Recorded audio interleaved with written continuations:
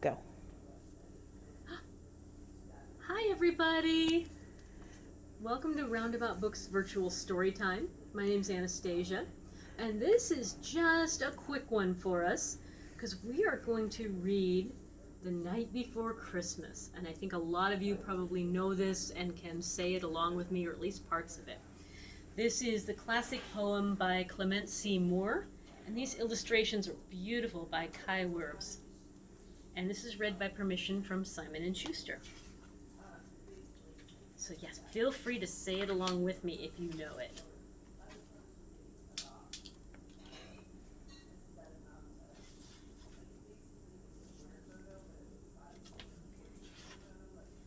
It was the night before Christmas, when all through the house not a creature was stirring, not even a mouse.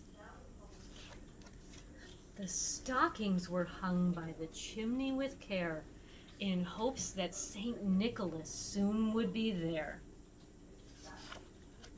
The children were nestled all snug in their beds, while visions of sugar plums danced in their heads.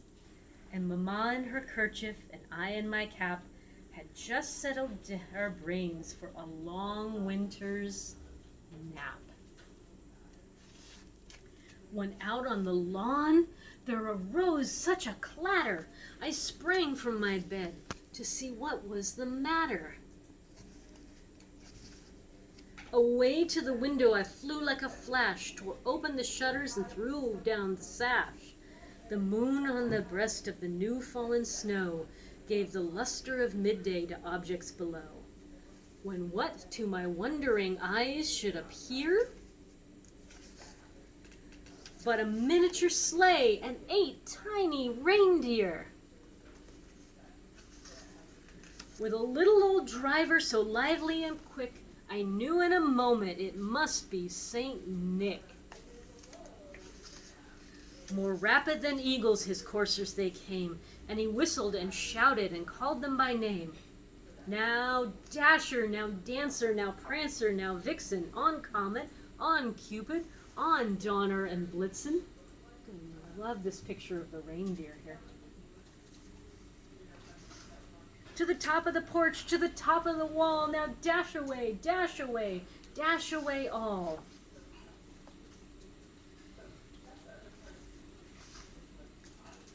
As dry leaves that before the wild hurricane fly, when they meet with an obstacle, mount to the sky, so up to the housetop the coursers they flew, with a sleigh full of toys and St. Nicholas too. And then in a twinkling I heard on the roof the prancing and pawing of each little hoof. As I drew in my head and was turning around, down the chimney St. Nicholas came with a bound. He was dressed all in fur from his head to his foot, and his clothing were tarnished with ashes and soot. A bundle of toys he had flung on his back, and he looked like a peddler just opening his pack. His eyes, how they twinkled, his dimples, how merry. His cheeks were like roses, his nose like a cherry. His droll little mouth was drawn up like a bow, and the beard on his chin was as white as the snow. The stump of a pipe he held tight in his teeth, and the smoke it encircled his head like a wreath.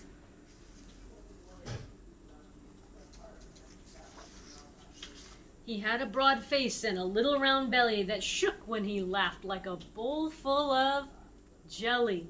He was chubby and plump, a right jolly old elf, and I laughed when I saw him in spite of myself. A wink of his eye and a twist of his head soon gave me to know I had nothing to dread. He spoke not a word, but went straight to his work, and filled all the stockings, then turned with a jerk. And laying his finger aside of his nose, and giving a nod, up the chimney he rose.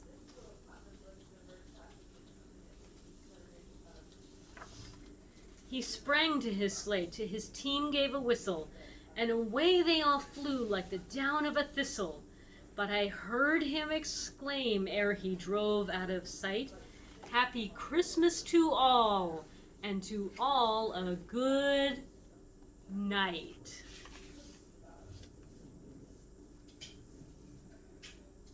Have a wonderful holiday, everybody. Thank you for listening.